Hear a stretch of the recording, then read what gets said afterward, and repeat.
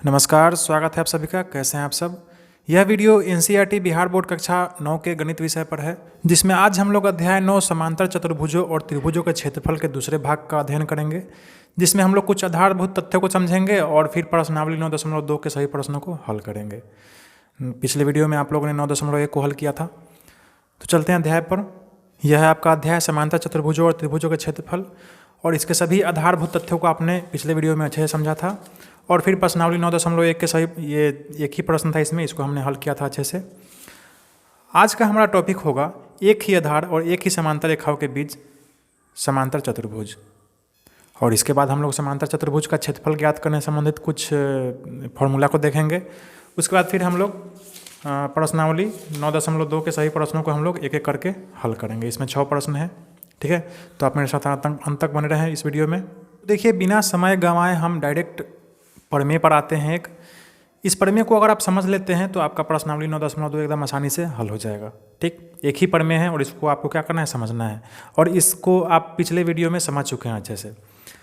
देखिए, एक ही आधार और एक ही समांतर रेखाओं के बीच स्थित आकृतियों को आप पिछले वीडियो में समझ चुके हैं अच्छे से, कि एक ही आधार और एक ही समांतर रेखाओं के बीच जो आकृति होता है वह कैसा होता है।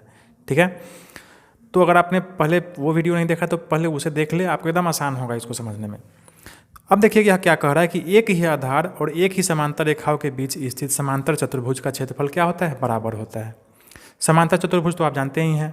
ठीक, आपको प्रमेय में यह कह रहा है कि एक ऐसा दो समांतर चतुर्भुज, देखिए इसमें दो समांतर चतुर्भुज है, एक समांतर चतुर्भुज यह है और एक समांतर चतुर्भुज यह है। ठीक, और देखिए यह दोनों समांतर चतुर्भुज जो है एक ही आधार पर स्थित है। देखिए DC एक ही आधार है और इसी आधार पर यह दोनों चतुर्भुज स्थित है, समांतर चतुर्भुज। ठीक, अच्छा, एक और बात कह रहा है कि एक ही आधार ही नहीं बल्कि एक ही समांतर रेखाओं के बीच भी स्थित है, यानी यह रेखा और यह रेखा समांतर है। ठीक, और इसी दोनों रेखा के बीच यह दोनों समांतर चतुर्भुज क्या है, स्थित है। ठीक, यानी एक ही आधार और एक ही समांतर रेखाओं के बीच यह दोनों समांतर चतुर्भुज क्या है, स्थित है।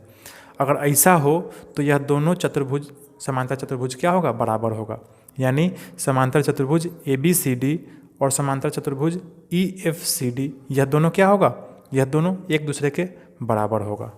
ठीक है, यही कह रहा है। इसको अगर आप समझ गए अच्छे से तो आपको ये 9.2 प्रश्नावली बनाने में थोड़ा भी दिक्कत नहीं होगा।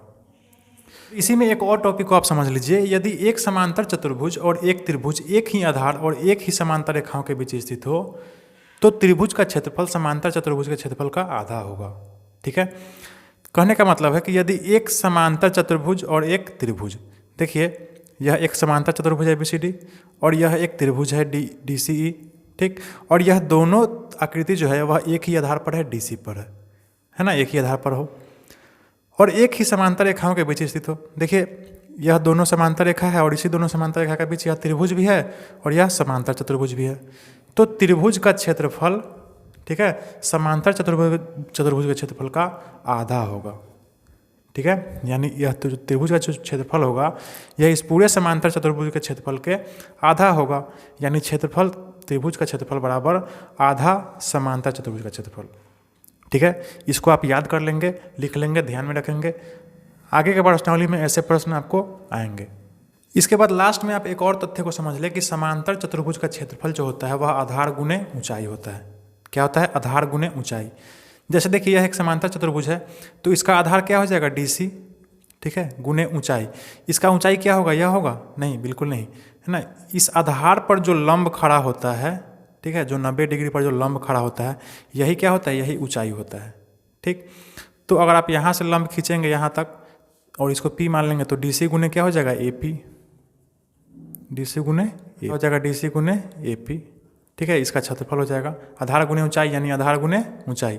ऊंचाई जब भी होगा तो 90 डिग्री पर होगा। ठीक है, वैसे ही इस समांतर चतुर्भुज में देखिए, अगर आप इसको आधार मानेंगे यानी AD को अगर आप आधार मानते हैं तो आधार गुने ऊंचाई क्या हो जाएगा, इस पर आपको एक लंब खींचना होगा, यानी 90 डिग्री पर एक रेखा जो यहाँ से यहाँ तक जाएगा। ठीक है, और यह कितना डिग्री का होगा, यह 90 डिग्री का होगा।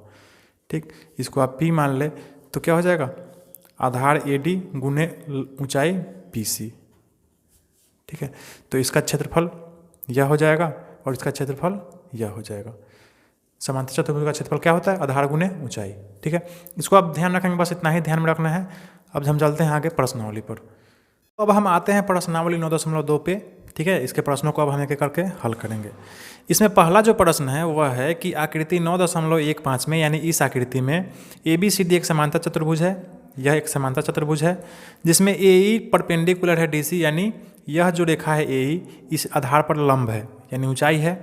उसके बाद कह रहा है कि CF AD पर लंब है, यानी इस AD रेखा पर यह जो CF है क्या है? यह लंब है, 90 डिग्री पर खड़ा है। अभी आप समझे हैं क्या है लंब। ठीक, और कह रहा है कि यदि AB बराबर 16, यानी यह 16 सेंटीमीटर है। ठीक, AE 8 सेंटीमीटर है, यानी यह जो AE है यह 8 सेंटीमीटर है। CF 10 सेंटीमीटर है, CF जो है यह 10 सेंटीमीटर है। तो AD आपको ज्ञात करना है, यानी इस AD का लंबाई आपको ज्ञात करना है। तो कैसे ज्ञात करेंगे? चलते हैं कॉपी पर। सबसे पहले तो हम क्या करेंगे कि प्रश्न में जो भी चीज़ दिया रहेगा उसको हम लिख देंगे अपने कॉपी में। जैसा आकृति है वैसा ही आकृति बना देंगे। ABCD समांतर चतुर्भुज है। ठीक, AE और CD एक दूसरे पर लंब है। ठीक है, यानी यह जो है यह AE लंब है। फिर CF कह रहा है AD पर लंब है, यानी यह जो CF है यह AD पर लंब है। अब कह रहा है कि AB 16 सेंटीमीटर, यह 16 सेंटीमीटर है। ठीक, AE 8 सेंटीमीटर है, यह 8 सेंटीमीटर है। और CF 10 सेंटीमीटर है, यानी यह जो CF है यह 10 सेंटीमीटर है। आपको AD ज्ञात करना है। AD का मतलब हुआ इस AD रेखा का लंबाई ज्ञात करना है।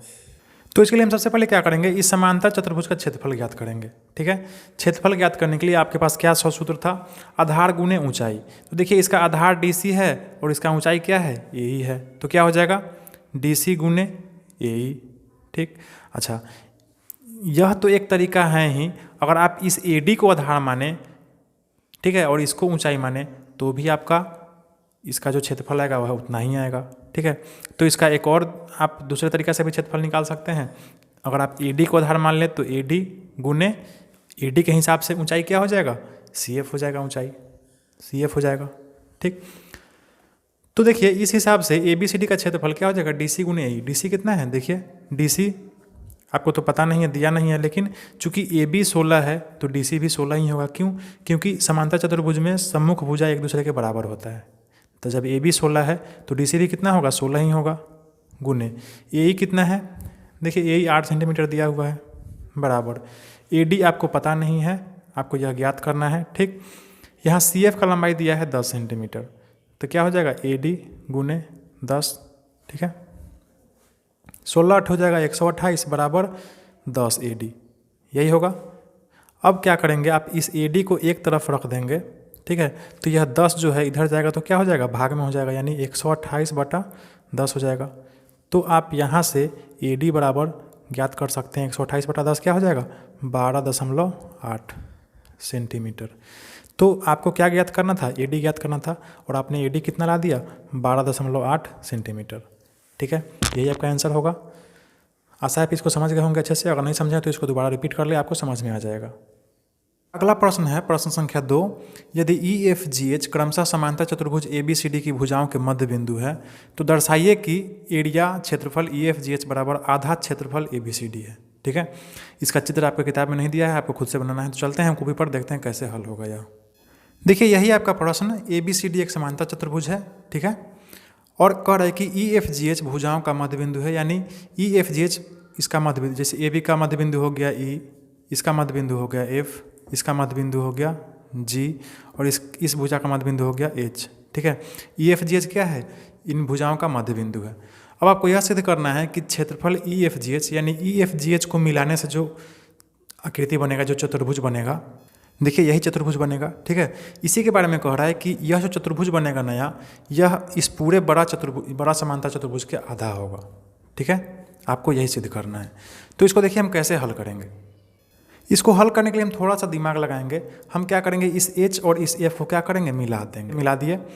अब देखिए, अब हमारे पास दो चतुर्भुज हो गया, एक यह, ठीक, और एक यह। ठीक, और देखिए इस चतुर्भुज में देखिए यह त्रिभुज है और यह एक चतुर्भुज है जो एक ही आधार पर है। ठीक, उसी प्रकार इसी आधार पर यह एक त्रिभुज है और यह एक चतुर्भुज है, समांतर चतुर्भुज है। तो अब तो आपका प्रश्न आसान हो गया मेरे समझ से। तो देखिए चूंकि ABCD क्या है? एक समांतर चतुर्भुज है। ठीक, जब ABCD एक समांतर चतुर्भुज है तो AD समांतर होगा BC, और AD जो होगा यह BC के बराबर भी होगा। तो इसको हम क्या करेंगे? इधर लिख देंगे। लिख दिए AD समांतर BC और AD बराबर BC, यानी यह इसके समांतर और यह इसके बराबर। अब देखिए जब यह इसके समांतर है तो इसका आधा भी तो इसके बराबर और समांतर होगा, ठीक है। तो इसको भी हम लिख देंगे, क्योंकि हम दोनों तरफ अगर आधा करेंगे तो उससे कोई प्रभाव नहीं पड़ेगा, ठीक है। तो जब हम AD का आधा कर देंगे तो हमारा क्या बच जाएगा, AH बच जाएगा, ठीक है। यह जो आधा AD है यह क्या हो जाएगा, यह AH हो जाएगा, ठीक। यह समांतर हो जाएगा किसके, आधा BC के, BC का आधा क्या हो जाएगा, BF हो जाएगा, ठीक। ठीक उसी प्रकार यह AD का आधा AH बराबर हो जाएगा BC का आधा BF के, ठीक है। जब AH समांतर BF हो गया और AH बराबर BF हो गया, यानी यह समांतर इसके और यह बराबर इसके, तो ABFH क्या हो गया, एक समांतर चतुर्भुज हो गया, ठीक है। इसको हम लिख देंगे।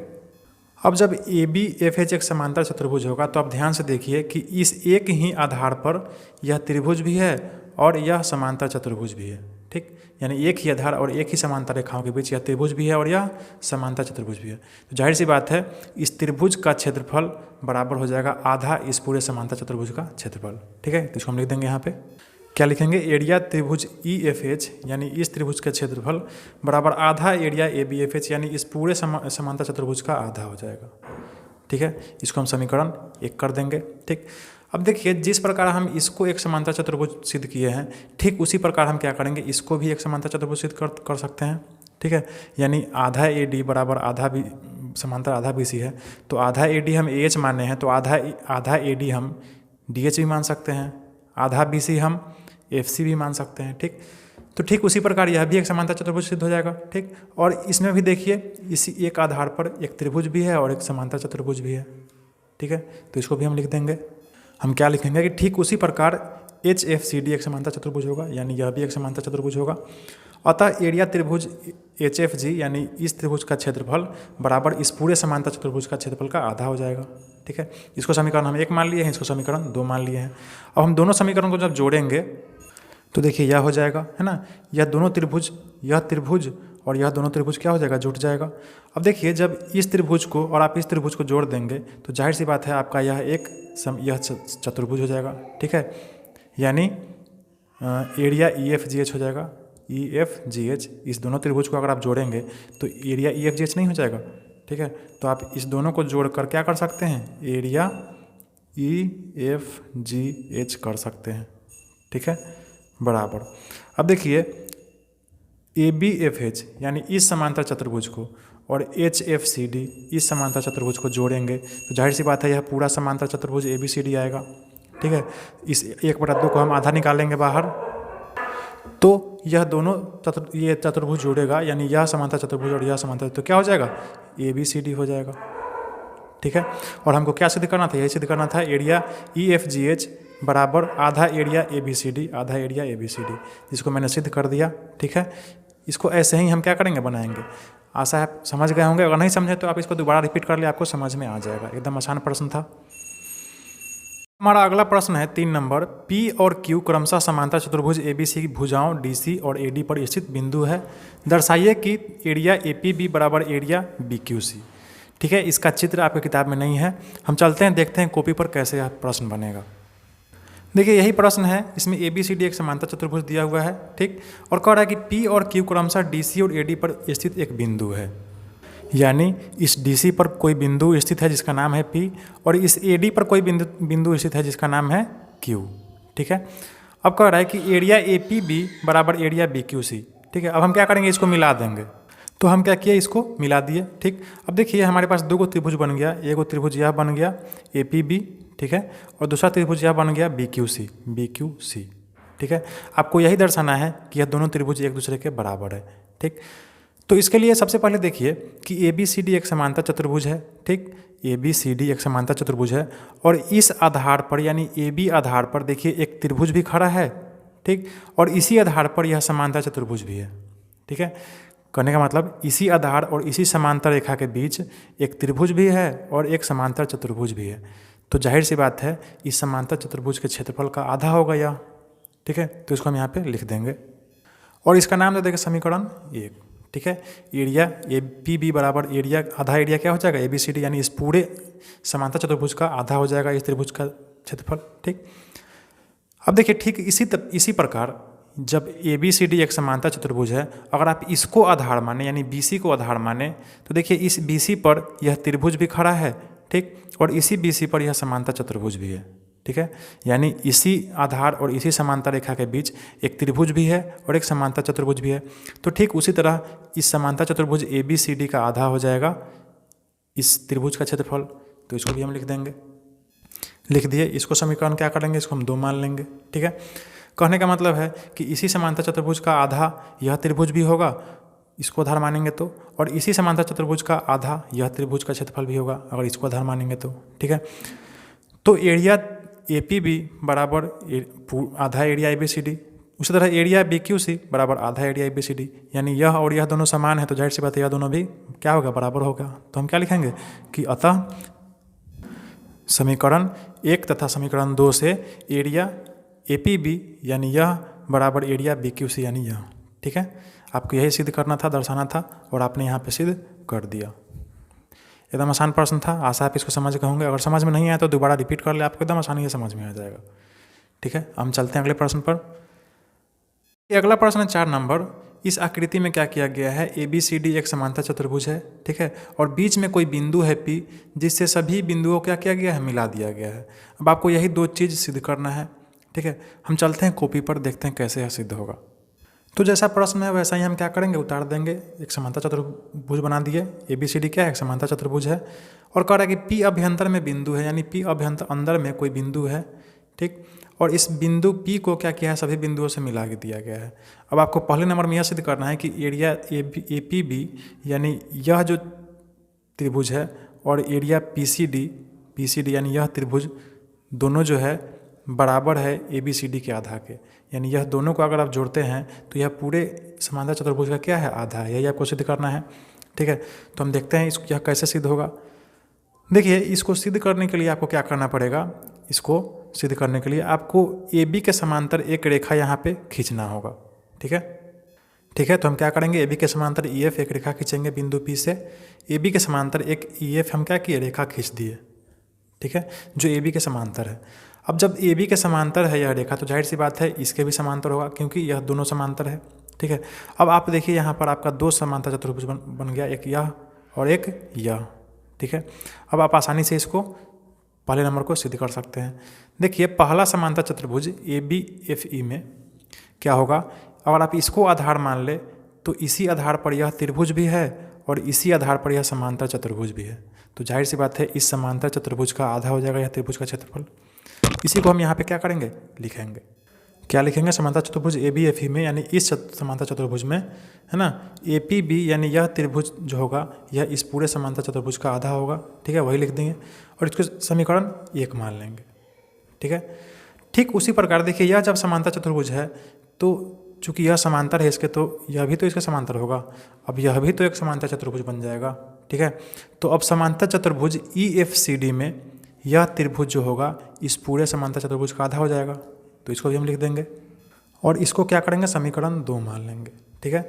यानी इस समांतर चतुर्भुज में इस पूरे का आधा हो जाएगा यह, और इस समांतर चतुर्भुज में इस पूरे का आधा हो जाएगा यह त्रिभुज, ठीक है। और दोनों को हम 2 समीकरण बना दिए। अब हम क्या करेंगे, इस दोनों समीकरण को जोड़ देंगे। तो जोड़ने पर क्या होगा, देखिए, दोनों समीकरण को जोड़ने पर area A P B plus P C D, area A P B plus area P C D बराबर क्या हो जाएगा, area A B F C, area A B F C plus area E F C D plus area E F C D, ठीक है। अब देखिए, यह दोनों को जब आप आगे बढ़ाएंगे थोड़ा सा एक स्टेप, तो यह तो उतना ही रह जाएगा, area A P B plus area P C D बराबर, देखिए, आधा area A B F C, यह जो ए बी एफ सी है यह कौन है, यही है, ठीक है, और ई एफ सी डी कौन है, यही है, ठीक है। तो यह और यह जब दोनों जुटेगा तो यह क्या हो जाएगा, यह पूरा ए बी सी डी हो जाएगा, ठीक है, और आधा जो है यह कॉमन हो जाएगा, आधा, और यह दोनों क्या हो जाएगा, ए बी सी डी हो जाएगा, ठीक है। पहले नंबर में आपको क्या सिद्ध करना था, आपने इसको यहाँ पर सिद्ध कर दिया एकदम आसानी से, कोई लफड़ा नहीं था इसमें। आशा आपको समझ में आ गया होगा अच्छे से, ठीक है। अब हम चलते हैं इस दूसरे नंबर को कैसे सिद्ध करेंगे, देखते हैं। अब देखिए, आपने अभी क्या सिद्ध किया कि A P B plus P C D बराबर आधा ए बी सी डी, यानी इस आकृति में यह दोनों जो एरिया है, यह दोनों क्षेत्रफल है, इस पूरे का क्या है, आधा है। ठीक, तो देखिए जब यह और यह मिलके इस पूरे का आधा है तो यह और यह मिलके भी यानी यह दोनों मिलके भी तो इस पूरे का आधा होगा, इस पूरे का आधा होगा। ठीक है, फिर से समझिए कि जब यह और यह दोनों इस पूरे का आधा है तो जाहिर सी बात है जो बच गया यह और यह भी तो इस पूरे का आधा होगा। ठीक है, तो इसको हम यहाँ पर लिख देंगे, यानी एरिया APD यानी एरिया इस त्रिभुज का प्लस एरिया PCB यानी एरिया इस त्रिभुज का, ठीक है, बराबर क्या होगा, इस पूरे का आधा होगा। सिंपल सी बात है। ठीक, और जब इस पूरे का आधा होगा तो आप अब इसको अगर समीकरण 3 मान ले, ठीक है, और इसको समीकरण 4 मान ले, तो देखिए समीकरण 3 और समीकरण 4 से आधा एरिया ABCD यहाँ भी है, आधा एरिया ABCD यहाँ भी है, तो यह और यह दोनों क्या हो जाएगा, बराबर हो जाएगा। तो इसको हम यहाँ पे नीचे लिख देंगे। क्या होगा, समीकरण 3 तथा 4 से यानी इस समीकरण और इस समीकरण से क्या होगा, यह दोनों तो बराबर हैं ही, है ना, यह दोनों भी क्या हो जाएगा, बराबर हो जाएगा। यानी area APD plus PBC, PD plus PBC या PCB जो भी कहें, दोनों एक ही है, बराबर क्या हो जाएगा, area APB plus area PCD, यानी यह और यह दोनों क्या हो जाएगा, बराबर हो जाएगा। और यही आपको क्या करना था, यहाँ पर सिद्ध करना था। ठीक है, दूसरे नंबर में क्या सिद्ध करना था, यही सिद्ध करना था, और इसको अभी आपने सिद्ध कर दिया। ठीक है, तो आशा है आपको यह भी समझ में आ गया होगा, एकदम आसान प्रश्न था। ऐसे ही यह बनेगा, अगर समझ में नहीं आया तो दोबारा रिपीट कर ले, आपको एकदम आसानी से समझ में आ जाएगा। ठीक है, हम चलते हैं अगले प्रश्न पर। आपका अगला प्रश्न है 5 नंबर। इस आकृति में PQRS और ABRS समांतर चतुर्भुज है। ठीक है, यह और यह दोनों क्या है, समांतर चतुर्भुज है, दो समांतर चतुर्भुज है इसमें, और x BR पर कोई बिंदु है, यानी यह जो x है यह कोई बिंदु है BR पर, और यहाँ से एक त्रिभुज बना दिया गया है। ठीक है, आपको यही दोनों सिद्ध करना है कि यह दोनों समांतर चतुर्भुज क्या है, बराबर है क्षेत्रफल में, और दूसरे में यह सिद्ध करना है कि यह जो त्रिभुज है इस PQRS का आधा है। कैसे होगा, चलते हैं हम कॉपी पर। सबसे पहले तो जो भी जानकारी अवेलेबल है उसको हम क्या करेंगे, लिख लेंगे अपने कॉपी में, जैसा आकृति है वैसा ही बना लेंगे। PQRS और ABRS, देखिए PQRS और ABRS क्या है, दोनों समांतर चतुर्भुज है। ठीक है, दिया हुआ है। आपको क्या करना है, यही दोनों प्रश्न को सिद्ध करना है। पहले में आपको यह सिद्ध करना है कि यही दोनों समांतर चतुर्भुज जो है यह क्या है, एक दूसरे के बराबर है। ठीक है, अब एक बार आप अपने किताब में 9.1 प्रमेय को देख ले, आपने क्या पढ़ा था कि एक ही आधार और एक ही समांतर रेखाओं के बीच स्थित समांतर चतुर्भुज के क्षेत्रफल क्या होते हैं, बराबर होते हैं। तो ठीक इसी प्रकार यानी प्रमेय 9.1 से ठीक उसी प्रकार समांतर चतुर्भुज PQRS यानी यह समांतर चतुर्भुज और ABRS यह समांतर चतुर्भुज दोनों क्या है, एक ही आधार और एक ही समांतर रेखाओं के बीच स्थित है। यानी इसका एक ही आधार है, देखिए SR एक ही आधार है, और एक ही समांतर रेखाओं के बीच यह दोनों क्या है, स्थित है। ठीक है, तो अतः यह दोनों क्या होगा, बराबर होगा। इसको लिख देंगे यहाँ पर, एरिया PQRS बराबर एरिया ABRS। यही आपको सिद्ध करना था 1 नंबर प्रश्न में, इसको आपने सिद्ध कर दिया। यह तो प्रमेय ही था। ठीक है, इसको आपने पढ़ा ही था, यह एकदम आसान था। अब हम चलते हैं दूसरे नंबर को सिद्ध करते हैं, देखते हैं यह कैसे सिद्ध होगा। तो देखिए इस समांतर चतुर्भुज में यानी ABRS में देखिए इस एक ही आधार पर, इस आधार AS पर एक त्रिभुज भी खड़ा है, और इसी आधार पर यह समांतर चतुर्भुज भी खड़ा है। ठीक है, इसी आधार पर एक त्रिभुज भी है और इसी आधार पर एक समांतर चतुर्भुज भी है, और यह दोनों समांतर रेखा है। तो जाहिर सी बात है क्या होगा, इस पूरे समांतर चतुर्भुज के क्षेत्रफल का आधा होगा यह त्रिभुज का क्षेत्रफल। ठीक है, इसी को हम यहाँ पर लिख देंगे। क्या लिखेंगे, समांतर चतुर्भुज ABRS में एरिया AXS यानी इस त्रिभुज का क्षेत्रफल बराबर आधा हो गया एरिया ABRS, यानी इस पूरे समांतर चतुर्भुज का आधा होगा। ठीक है, अब देखिए आप इसको समीकरण 1 मान लें। ठीक है, और इसको समीकरण आप 2 मान लें। ठीक, देखिए यहाँ ABRS बराबर PQRS है। ठीक है, तो आप इस ABRS को PQRS भी कर सकते हैं। ठीक है, समांतर समीकरण 2 से। ठीक, तो आप यहाँ पे लिख सकते हैं कि समीकरण 2 से यानी इस समीकरण से, ठीक है, एरिया AXS यानी इस त्रिभुज का क्षेत्रफल बराबर 1/2 एरिया ABRS नहीं लिख के हम क्या लिख देंगे, PQRS, क्योंकि यह दोनों क्या है, बराबर है। तो ABRS के बदला क्या लिख देंगे, PQRS। ठीक है, हो गया। आपको यही सिद्ध करना था ना, एरिया AXS बराबर आधा एरिया PQRS, एरिया AXS बराबर आधा एरिया PQRS। ठीक है, एकदम आसान प्रश्न था। ठीक, आशा है आपको समझ में आ गया होगा। अगर नहीं समझ में आया तो दोबारा रिपीट कर ले, आपको एकदम आसानी से समझ में आ जाएगा। हम चलते हैं अगले प्रश्न पर। देखिए, इस प्रश्नावली का एक अंतिम प्रश्न है 6 नंबर। एक किसान के पास समांतर चतुर्भुज PQRS के रूप में खेत था। उसने RS पर स्थित कोई बिंदु A लिया और P और Q से मिला दिया। खेत कितने भागों में विभाजित हो गया आपको बताना है। इन भागों को क्या आकार है यह भी बताना है। वह किसान खेत में गेहूं और दाल बराबर बराबर भागों में अलग अलग बोना चाहती है तो वह कैसा करेगा यह भी आपको बताना है। ठीक है, तो हम चलते हैं कॉपी पर, देखते हैं कैसे बनेगा। तो देखिए, सबसे पहले तो यह देखिए कि एक किसान के पास समांतर चतुर्भुज PQRS के रूप में एक खेत था। ठीक है, तो यह लाइन को फॉलो कर रहा है। ठीक, एक खेत बना दिए हम। अब आगे कह रहा है कि वह किसान जो थी वह RS पर कोई बिंदु P लेती है, नहीं कोई बिंदु A लिया। ठीक है, A ले लिया। अब कह रहा है कि इस बिंदु को A से P और Q को क्या किया, मिला दिया। तो हमने क्या किया, A से P और Q को मिला दिया। ठीक है, तो अब देखिए आपके प्रश्न में क्या पूछ रहा है कि खेत कितने भागों में विभाजित हो गया। तो आप इस आकृति में देखिए, यह जो खेत है यह 3 भाग में विभाजित हो गया। एक यह हो गया, एक यह हो गया और एक यह हो गया। 3 भाग में विभाजित हो गया। ठीक है, तो इसको हम लिख देंगे, क्या लिखेंगे कि खेत 3 भागों में विभाजित हुआ। ठीक है, अब देखिए, अब आपका अगला प्रश्न है कि इन भागों के क्या आकार हैं। ठीक है, तो देखिए यह जो तीनों भाग है यह तीनों त्रिभुजाकार है। यह भी त्रिभुज है, यह भी त्रिभुज है और यह भी त्रिभुज है। ठीक, तो इसका भी उत्तर हम यहाँ पे लिख देंगे। तीनों भाग क्या है, त्रिभुजाकार है। ठीक है, अब आपके प्रश्न में कह रहा है कि वह किसान खेत में गेहूं और दाल बराबर बराबर भागों में अलग अलग बोना चाहती है, वह ऐसा कैसे करे। वह जो किसान है वह इस पूरे खेत में क्या बोना चाहती है, गेहूं और दाल दोनों बराबर बराबर भाग में बोना चाह रही है, तो कैसे बोएगी। ठीक है, तो आप सबसे पहले तो यह देखिए कि आप इसको आधा आधा कैसे करेंगे। ठीक है, तो आप पढ़ चुके हैं कि यह देखिए एक ही आधार पर और एक ही समांतर रेखाओं के बीच एक त्रिभुज भी है और एक समांतर चतुर्भुज भी है। तो जाहिर सी बात है इस समांतर चतुर्भुज का यह आधा होगा, यानी एरिया APQ, यानी यह जो इसका जो क्षेत्रफल होगा इस त्रिभुज का बराबर क्या होगा, PQRS का आधा होगा, इस पूरे का आधा होगा। क्यों, क्योंकि एक ही आधार पर यह है और एक ही समांतर रेखाओं के बीच स्थित है। ठीक है, यानी यह जो त्रिभुज है इस पूरे का क्या हो गया, आधा हो गया। अब आप फिर से प्रश्न में देखिए कि वह किसान क्या करना चाह रही है, गेहूं और दाल बराबर बराबर भागों में बोना चाह रही है। ठीक है, तो बराबर भाग में जब बोना चाह रही है तो यह आधा है, तो जाहिर सी बात है यह इस दोनों के बराबर होगा। ठीक है, तो वह किसान क्या करेगी, इसमें गेहूँ बो सकती है। ठीक है, इसमें गेहूँ बो देगी और इसमें दाल बो देगी और इसमें भी दाल बो देगी। ठीक है, तब उसका क्या हो जाएगा, बराबर बराबर भागों में गेहूँ और दाल बोआ जाएगा।